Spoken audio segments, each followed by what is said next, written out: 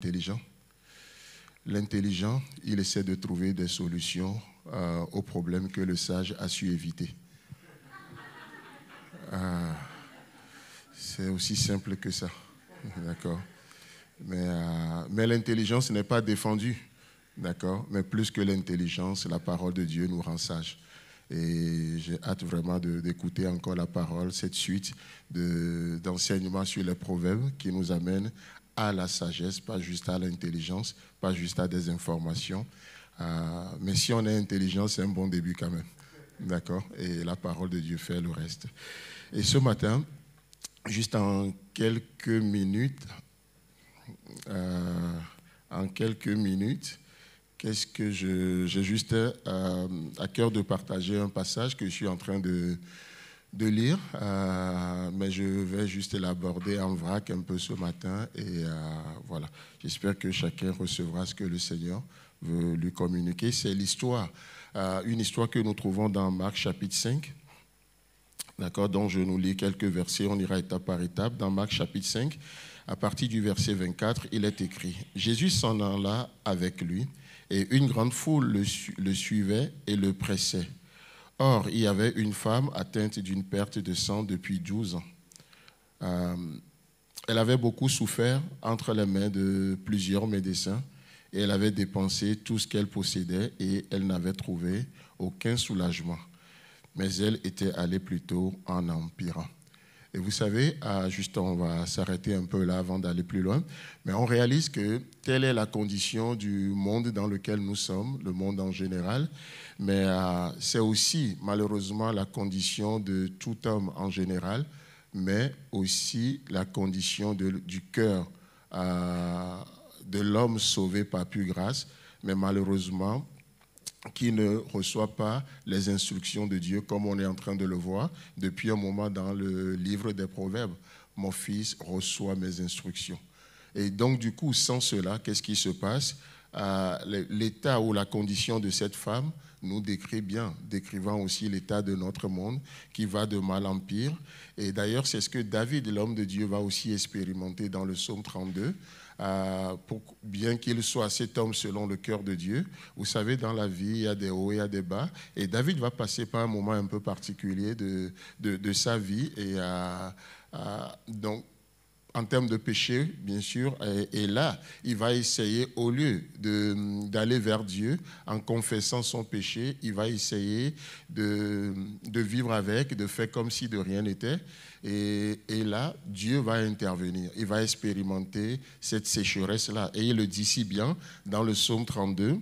« Mes os se consumaient, je gémissais toute la journée, ma vigueur n'était plus que sécheresse comme celle de l'été. » Vous voyez? Et donc, du coup, c'est ce que cette femme a expérimenté aussi. Elle a un problème, une maladie, et elle a essayé tellement de choses.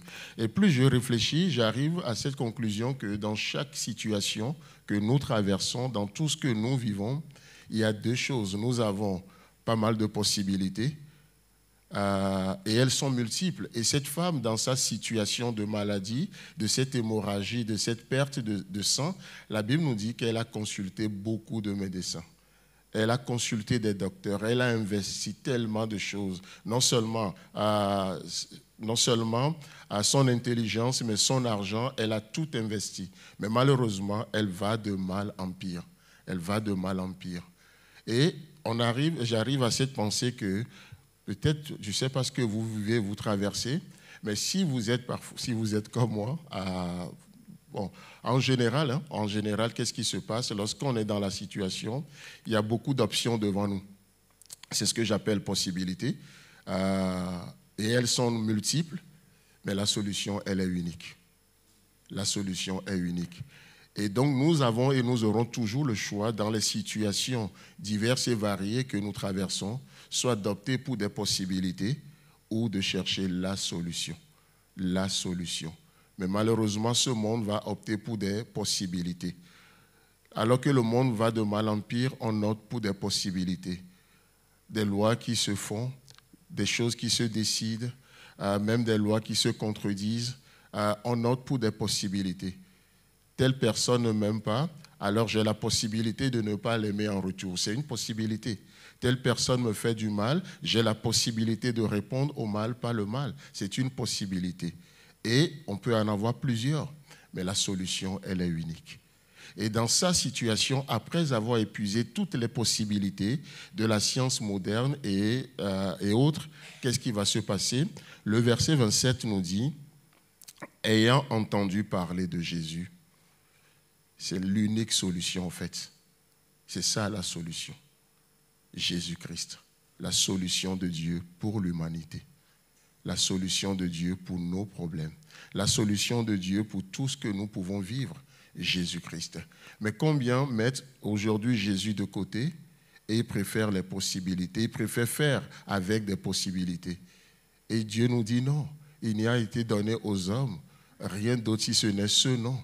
Et en ce nom, tout genou fléchit. En ce nom, les malades sont guéris. En ce nom, des vies sont restaurées. En ce nom, le ciel est plus proche de l'humanité. En ce nom, nous avons accès au Père. En ce nom, nous pouvons voir Dieu et l'expérimenter au quotidien.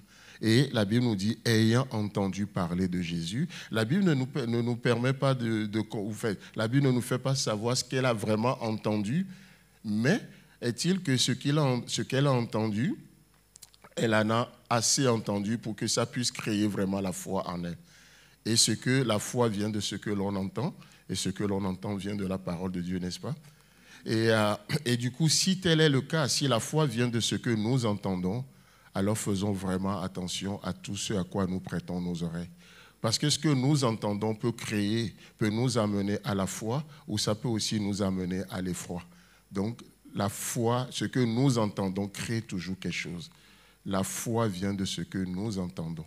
Et ce que nous entendons doit venir de la parole de Dieu. Et quelle est la foi que cette femme a entendue, a créée? Ayant entendu parler de Jésus, elle vint dans la foule par derrière et toucha son vêtement, car elle se dit, aussi seulement je peux toucher ses vêtements, je serai guérie. Wow, voilà la foi que ce que la femme a entendu dire de Jésus, voilà la foi que cela a créé. Si seulement je pouvais toucher son vêtement, je serais guérie. Elle a laissé tomber les possibilités, elle a opté pour une seule chose. Seulement, je pouvais le toucher. N'est-ce pas ce que Jésus va dire à Marthe? Marthe, Marthe, tu t'agites pour trop de choses. Une seule chose est nécessaire. Une seule chose. Et Paul va dire, oubliant ce qui est en arrière, je me porte vers l'avant. Et je désire une seule chose, l'excellence de la connaissance de Jésus-Christ. Et la femme dit, si seulement. La question que je me suis posée en lisant un peu ce passage, c'est, je me dis, mais est-ce que cette déclaration de la foi de cette femme, cette confession de foi qu'elle a, si seulement je pouvais toucher son vêtement, je serais guéri. Est-ce que cela a été écrit où? Dans la loi, dans les prophètes? Ou est-ce que cela a été écrit que lorsqu'on touche les vêtements de Jésus, on sera guéri? Nulle part. Jésus a-t-il l'habitude d'agir de cette manière, de guérir les gens par son vêtement? L'Écriture ne nous permet pas de le savoir. Mais est-il que ce que la femme a entendu de Jésus a créé en elle une foi personnelle, une foi qui lui est propre? C'est comme David, il dit « L'Éternel est mon berger, je ne manquerai de rien ». La Bible ne nous a jamais promis qu'on ne manquera de rien. Mais avec cette connaissance qu'il a de l'Éternel, de ce berger, et dans son rôle du berger, David dit, si tel est le cas, j'arrive à cette conclusion personnelle que s'il est mon berger, alors il fera tout pour moi. Je ne manquerai absolument de rien. Wow, une foi personnelle, une conviction personnelle. Pas parce qu'on a été convaincu par un homme ou par un système, mais cette foi qui nous vient de ce que nous avons entendu parler, cette foi personnelle qui nous vient de Dieu. Parfois, je le crois, je ne sais pas, je ne peux pas vous le prouver, mais une chose qui est sûre, c'est que ça marche. Je ne sais pas comment ça marche, mais ça marche. Les résultats sont là, l'effet est là. Oh, si seulement je pouvais toucher son vêtement. Et elle a fait, et elle a obtenu, elle s'est arrachée un miracle. Et à tel point que Jésus-Christ s'est tourné et dit, mais qui m'a touché? Waouh! Parce qu'il avait senti une force. Et quand la Bible parle de force ici, le mot qui a été traduit par le mot force, c'est le mot dunamis. Et c'est ce que Jésus, le ressuscité, avait promis à ses disciples dans Actes chapitre 1, le verset 8. Vous recevrez une puissance, le Saint-Esprit survenant sur vous. C'est le même mot puissance, dunamis. Vous voyez? Et donc vous recevrez cette force lorsque le Saint-Esprit viendra sur vous. Et cette femme a été touchée. Parce qu'elle a touché Jésus-Christ. Elle a obtenu son miracle. Sans l'accord de Jésus, sans la permission de Jésus, sans le soutien des disciples. Mais elle a obtenu son miracle. Et Jésus dit, qui m'a touché? Et les disciples, pour faire les beaux, disent, mais Jésus, on est tous là, on est autour de toi, mais tout le monde te touche. Et Jésus dit, non, ce n'est pas parce que vous êtes là que vous m'avez touché. Ce n'est pas parce que vous êtes là ce matin forcément que ce temps est racheté. Mais chacun peut avoir une foi personnelle au travers de cette description qu'on va encore recevoir de notre Dieu Sauveur ce matin. Et nous pouvons, basé sur cette foi personnelle, prendre une décision. Aussi seulement, dans cette situation, je peux seulement le toucher.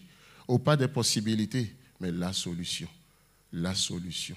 Et la Bible nous dit que toute écriture est inspirée de Dieu et utile pour nous enseigner, pour nous convaincre, pour nous corriger. Et la dernière étape, pour nous amener à une instruction. Amen. Telle est la mission de Dieu envers nous ce matin encore. Donc j'aimerais juste simplement nous encourager à cela, une foi personnelle au travers de la parole de Dieu qui nous sera communiquée. Que Dieu nous bénisse.